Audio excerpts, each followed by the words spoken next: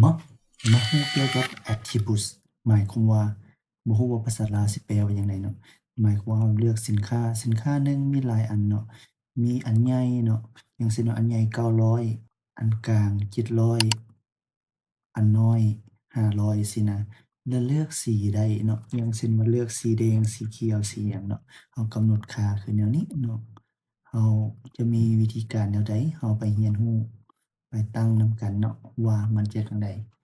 เริ่มต้นทำอิฐให้เราเข้ามานี่ก่อนเนาะมันจะมีอยู่2บ่หนึ่ง attributes นี้เนาะแล้วก็ add new product เนาะอย่างเช่นว่ามาเริ่มต้นจาก add new product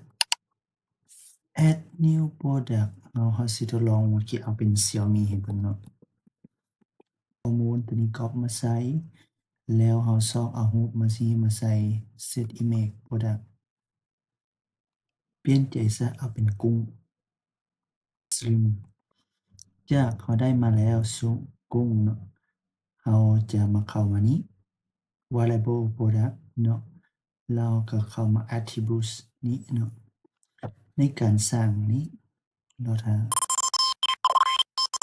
กุ้งนี่เนาะเราจะว่ากุ้งมาแต่เวียดนามเนาะบ่แม่นเอ่อเวียดนามซะ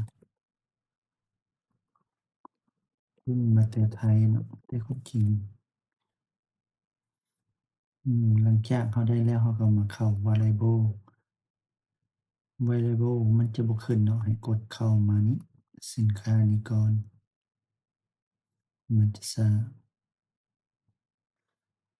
หรือสมมุติว่าเราอันนี้เราแม่นเราตั้งค่ามันเนาะอย่างจากเราได้แล้วกุ้งได้มานี้หรือเข้ามานี่ก็ได้เลย leave เอกนี้เข้ามานี่ลืมเซฟอย่างเช่นว่าเมื่อกี้เรา add เนาะ attributes หมายความว่าเรามีแล้วเนาะอย่าง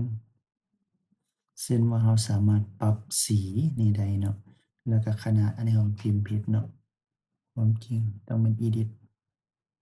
attributes ตัวนี้ของเรานี่เนาะถ้าหากว่าเรามีแล้วเนาะเราจะมี color มี size นี้เนาะถ้าหากว่าเราต้องการมาเพิ่มนี่เนาะเมื่อกี้เราว่าใส่เวียดนามเนาะเวียดนามเราก็เซฟ attributes Thailand เราก็ใส่ attributes แล้วก็เข้ามา config item นี้ Thailand เราใส่ big เนาะ add new to Thailand new one new 2026ซะเพราะว่าเนาะ own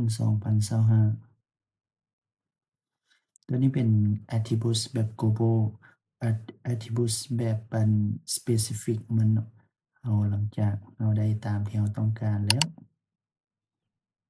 เราก็มา config เวียดนามลืม own 2026 new 2027เรียกว่าเกินเบอร์ไปเลยเนาะ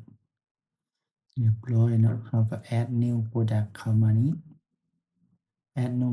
มันกุ้งแล้วก็เลื่อนมา attributes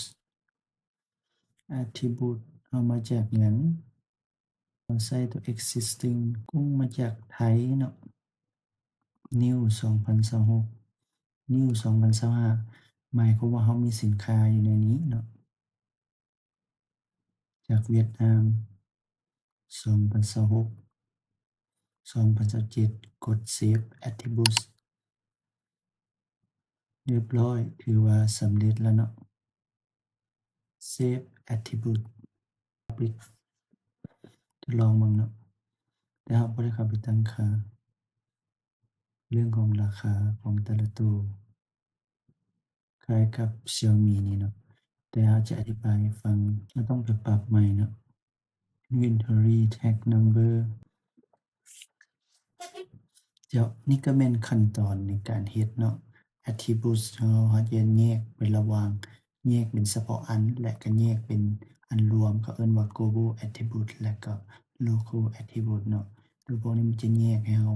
ราคาก็แตกต่างกันหลายมันจะเฮ็ดให้เราสะดวกสบายอ้าวแล้วพบกันใหม่ ในมื้ออื่น ตอนนี้เที่ยงคืนแล้ว นอนหลับฝันดี